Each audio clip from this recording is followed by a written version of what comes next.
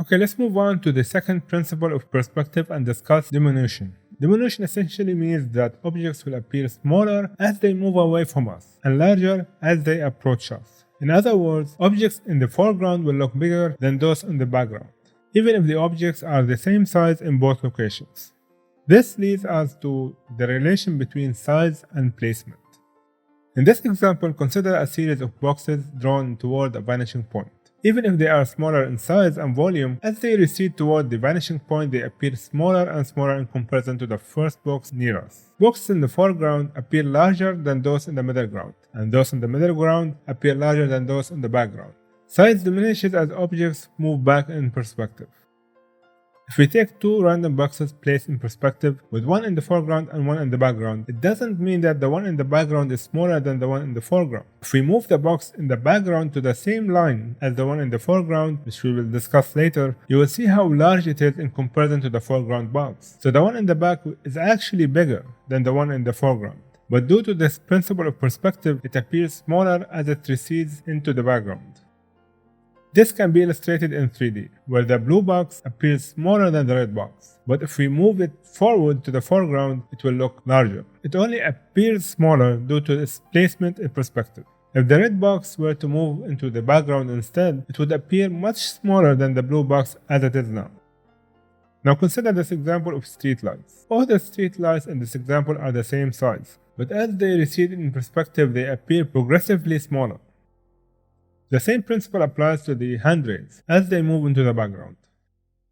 This effect can be also seen with cars, which are roughly the same size but diminish in size as they approach the vanishing point.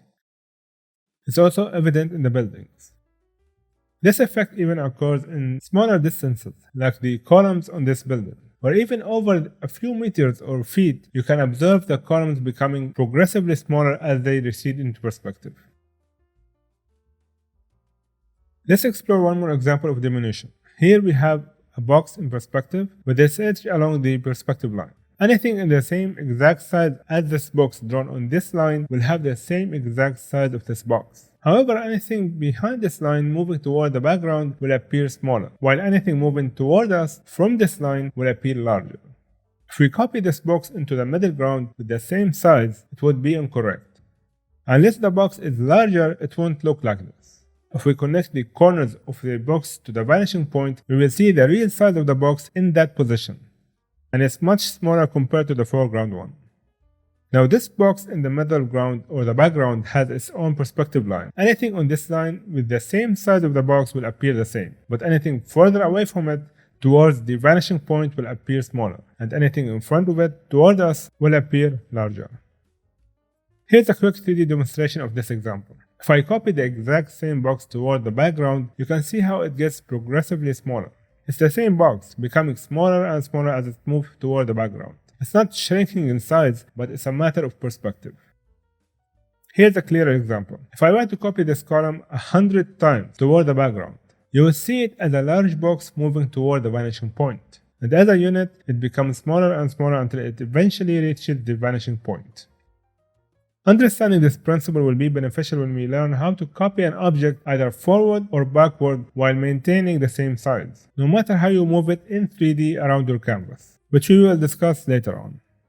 For now, ensure that your sizes correspond to the position and placement of your objects in perspective. Otherwise, things will appear unusual even to those who don't draw, because this is how things appear in reality. We will stop here for now and continue discussing the principles of perspective in the next lesson. We will practice later on how we can move boxes in perspective and do many exercises on this principle. In the next lesson, we will delve into foreshortening, a seemingly complex subject for beginners. However, once you factor in overlapping and diminution, it will become much easier to understand. So we will discuss that next.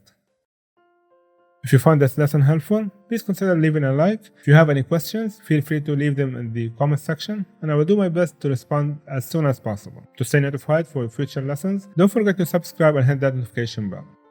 Thank you all for watching, and I will see you in the next lesson.